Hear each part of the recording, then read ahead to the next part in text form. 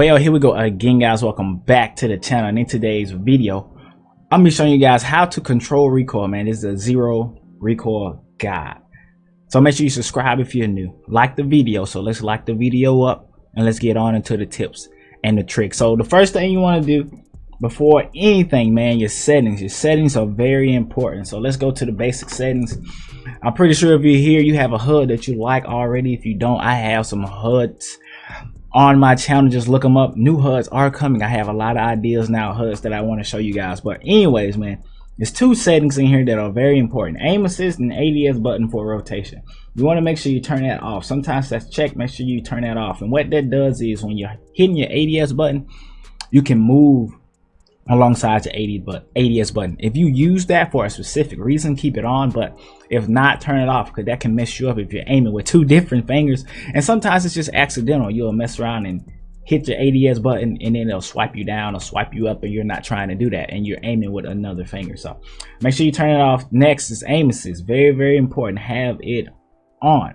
Make sure it's on, because it's going to help you control that recoil. The rest of these settings are a lot of personal preference, like joystick auto sprint, fast or grenade, fixed joysticks. All that is personal preference, but the most important ones I feel like is the aim assist and the ADS button for rotation. So let's move on down. And then your ADS. I use hybrid ADS, and if you don't know what that is, basically it's a combination of tap to hold and tap to ADS. It's a combination of both. I like to use both depending on what I'm doing. Sometimes when I'm sniping, I like to hold the ADS. Sometimes I tap.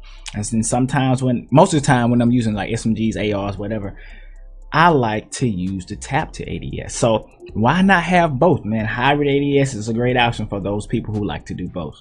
Slide on down. You can look at these settings if you want to copy them down. You don't necessarily have to, but find what works for you. For the rest of those, a lot of that is just personal preference. Doesn't necessarily have a lot to do with the recoil, like the FOV and all that. Not necessarily. But let's go back up here to gyroscope. I have it on. I'll explain more on why I have it on later on in the video. But if you don't know what gyroscope is, basically gyroscope, whenever you're moving your tablet or your phone like that, it allows you to move while you're moving your tablet, and I'll show you that once we get into some gameplay later on. Audio and graphics, main thing with this is to have on max if you can. If your device does not support that, have it on whatever your device allows. You know what I'm saying? You want to have the best frame rate as possible in order to perform in these fights, because a lot of times your device is your downfall. But just have it as high as you can. Have it as high as you can. Now, next thing, man, sensitivity. I'm going to say number 2. Sensitivity is very, very important. So I'll go back to sensitivity later on in the video, but sensitivity is also what helps you control it. You can have it too high and then it'll mess you up a little bit. You can have it too low and then you can't control recoil good enough.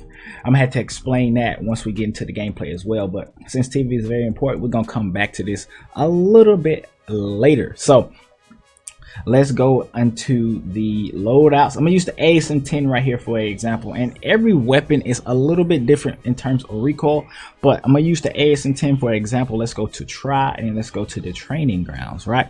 And what you want to do inside of the training grounds is test your sensitivity, making sure, like I said earlier, it's not too high or not too low. Okay, now that we are in the training grounds, you want to make sure that your sensitivity is high enough to pull down on your recoil when you're using it. So for example, you see I'm here, and I'm not going to use my gyroscope here. I'm here, and you see how the weapon, it just goes straight up in the air. And the normal way to control this recoil is by just pulling down with your thumb. I'm pulling out just a little bit of my thumb, controlling that recoil, keeping it in the center, right? But let's go to my sensitivity and settings. And so camera sensitivity is just when you're aiming and stuff, but the firing sensitivity is what controls when you're shooting. So I have it on 120. Let's just say I have it on, say I'm a 65, right? Let's just say I'm a 65. Now if I try to do that same thing, it's a lot harder. I'm in the red. I'm trying to pull down, but it's getting away from me. So you gotta make sure that you have your sensitivity high enough in order to pull down. But what you don't want to do is have your sensitivity so high that when you pull down, you end up shooting leg shots instead of chest and head shots, right? So let's just say I have it at 260. Crazy sensitivity right here. Now I'm able to keep it in the middle, But when the enemy is moving, I'm all over the place now. I'm all over the place. I can't control it as well because even a slightest movement makes me move too far. So you want to make sure your sensitivity is right. Make sure it's somewhere in the middle, not too high, not too low. Some people like a lower sensitivity because they have them beam. Some people like a higher sensitivity because it allows them to flick. And some people use speed acceleration with a low sensitivity because they can flick even better that way. So it just depends. I have a guide on high speed sensitivity, high speed acceleration with low sensitivities. I have that on my channel as well. You can go check that video out.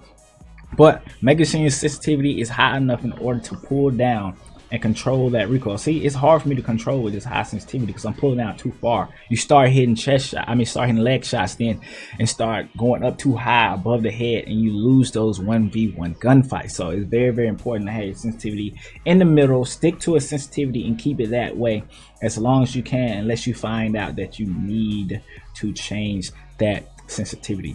But anyways, man, so that is the second point right there, man. Make sure your sensitivity is right so you can pull down. Number 3, you got to know your gun and know your attachments on that weapon. Every weapon shoots differently. Every weapon has a different recoil pattern.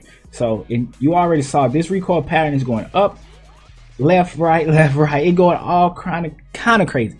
So in situations like this, you want to move your finger down and you want to kind of move with it, left, right. I know that it's gonna move left, right. So since I know that, I slightly move left, right on my screen when I'm moving, trying to keep it as center as possible. And it's slightly left, right. It's slightly, and when I say slightly, it's just a little bit. Don't go sporadic with it. Don't be moving all don't be moving all crazy like that, okay? Know your gun, know your attachments, man. What you want to do once you have your build set up and you have it exactly how you want to, you want to go into the training grounds, go into the training grounds, go and test it out. I know how my weapon works, right? But you want to do that for every single weapon that you put a new gunsmith build on. Go into the training grounds, and it doesn't have to take long. Go into the training grounds, figure it out. If you're a person who is struggling with controlling horizontal recoil, which is the hardest to do because it's very, very unpredictable. It's very, very unpredictable. You want to put on attachments that have great, horizontal recoil control. If you're struggling with the vertical recoil control, you want to make sure you put on things that control the vertical recoil, MIPs and stuff like that, man. The steady stocks. Make sure you put those on. Learn those patterns, man. Learn the patterns, man, of your recoil. That'll help you a long way. The fourth thing was learning the patterns of your recoil. So I kind of went on a rant and talked about both of my points. But the next thing you need to learn as a new player is bursting. So if somebody's far away, sometimes you just have to kind of shoot a little bit and then stop shooting. And then, so an example of that is what I just did. Like, let's just say they way over here. You shoot a little bit, and let's just say your aim goes way up here. You want to stop shooting, then come back. What I see a lot of people do is try to shoot at somebody. It goes up here, and they keep shooting, and then bring it back down. Like, stop your shooting for a second. Readjust your aim, especially at that long range. Now, if you think this is a sniper, you might need to get out of the way. But if it's not, if you suspect it's not a sniper, just tap him.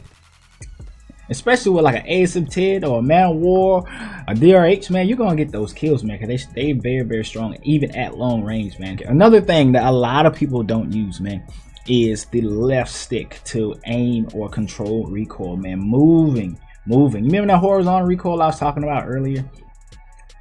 Let's just say I'm shooting and the guy's moving. He's moving around. I'm moving around as well because they're gonna be throwing you off. You want to be moving left, right when you shoot, even if you're not strafing a whole lot, just moving a little bit just to throw their aim off, and that's gonna stop them from absolutely destroying you. If you're standing still or moving forward towards them, you basically giving them more opportunity to throw your recoil control off because you're gonna be getting hit with the flinch. I'll be talking about that a little bit later on as well. But use that left stick as well to control your aim. Now this is a tip right here that I learned to do right now, coming from a phone to an iPad, is your eye skills. Eye skills are very, very important. What you mean by eye skills, Drew? A lot of people aim, but they don't really aim. And what I mean by that is, let me go over here. And what I mean by that is, you see I'm aiming right there at that 10. if that 10 moves left or moves right, sometimes you don't look directly into your scope. And I've been watching myself do this a lot. Instead of looking to my scope, I'm looking at the entire barrel here instead of looking right at the center point of my aim. Looking at the center point of my aim to aim, I had to work on my eye skills, looking right in the middle where my iron sight is. Like, you see, I'm right where that brown spot is on this target. A lot of people don't pay attention to their iron sight right in the middle, or their red dot. When people start moving, you stop looking right in the center of your screen. A lot of people start looking on the outsides of the screens, like looking over here where my ADS button is, or looking in other places. Man, you want to be looking right down the center of that iron sight, man. Make sure your eye stays in the middle.